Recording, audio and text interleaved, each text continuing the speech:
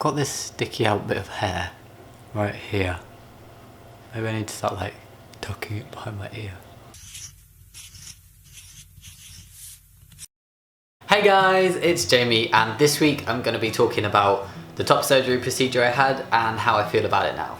So I had top surgery around 4.5 years ago when I was 18, and in the build up to having surgery I obsessively, and I really do mean obsessively, I mean my internet search history was interesting, but I obsessively kind of researched different procedures and results and looked at so many photos and read so many different things, and I made countless pro-con lists of the different types of procedures. So peri-areola or double incision. I can't say peri-areola too quickly. The reason why I was weighing up the two different procedures is because I was an A cup, and if you are smaller in the chest department, you can sometimes get procedures that just make an incision around the nipple rather than double incision, which makes two large incisions underneath the chest. So with all my research and pro-con lists and everything, I still couldn't make a decision, and I kind of flipped back and forward between the two. So I had my first consultation with the I really can't speak today, I'm sorry. So I had my first consultation with the surgeon, and I was still feeling fairly in between, but I was kind of swaying more towards double incision. And in the first consultation,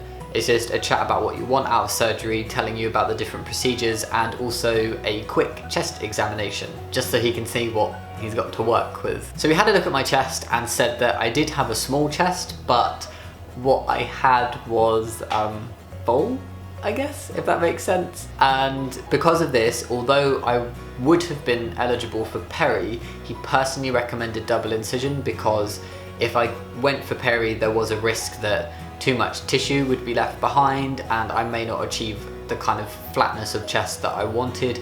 And also, because of the positioning of my nipples, it was likely that post-surgery they could end up quite low down. So my thinking was, I was desperate for a flat chest and I wanted kind of good nipple size and placement and everything, and I wanted to minimize the chances of having to have a revision. So ultimately I decided to go for double incision. Also, what kind of swayed this a little bit was, at the time the surgeon I went with hadn't done any peri procedures, so had no kind of before, after, or like results photos to show me, but I'd seen a lot of his work with double incision and it was really good and very consistent. So I made my decision and I stuck with it, and I had surgery 3 weeks later, which was a really exciting time. And don't get me wrong, I was and am still so happy with my results, and I can't describe how grateful I am for my chest all the time. Even 4.5 years later, it's seriously changed my life so much. But every now and then, sometimes something just makes me think, what if I'd taken the risk and gotten peri and I didn't have the scars? And this kind of thing can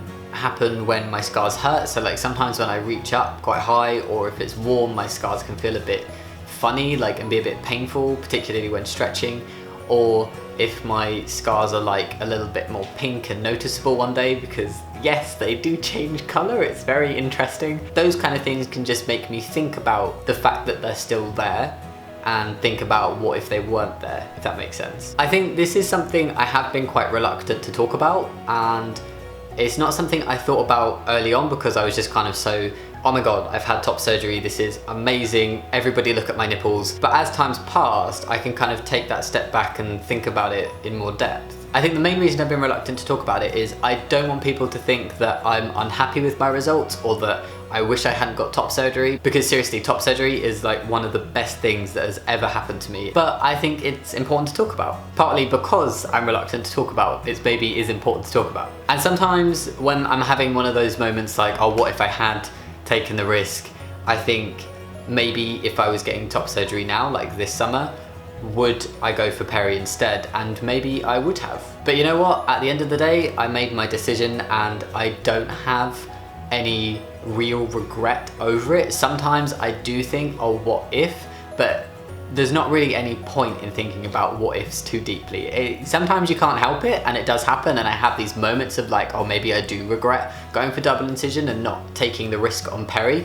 But seriously, 99.9% of the time, it doesn't bother me at all. I guess the point of this video, if you were wondering, because I think I know what the point of this video was, is to talk about something that I was reluctant to talk about, and something that I think is maybe important to talk about, and just say that it's okay to not be 110% thrilled all the time about something that happens that's very, very exciting and life-changing and a really good thing, you don't have to feel completely happy all the time about it or about every aspect of it. It's okay to sometimes think, oh, what if, or, you know, I wish I maybe didn't have the scars or something like that. But I'm really not embarrassed or ashamed about my scars at all. It's nothing like that. And it's not like, you know, oh, I'm worried that people can tell I'm trans because of the scars, because I'm not exactly, you know, secretive about being trans. It's just more of a, because I could have gone either way in terms of procedure, just sometimes I'm like, maybe it would have been nice if I'd gone the other way. Does that make sense? I hope it makes sense. So yeah, that's everything I've got this week. I hope this video made sense, and as always, thank you so much for watching. I will see you next week. Bye!